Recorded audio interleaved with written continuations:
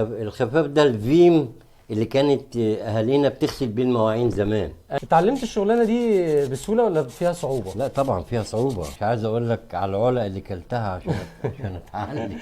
الشمعدان بيتحط كده عشان يتحط في شمع. اتحط هنا بصوا كده. اصلا اللي عليه الحفر مين اللي حفر الحفر ده؟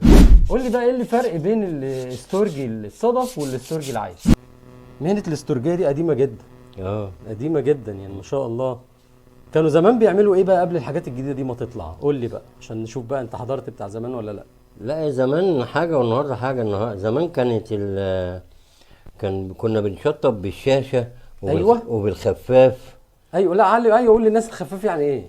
الخفاف ده الفيم اللي كانت اهالينا بتغسل بيه المواعين زمان. ايوه هو ده الفيم. ده انت معلم. الفيم هو ده الفيم.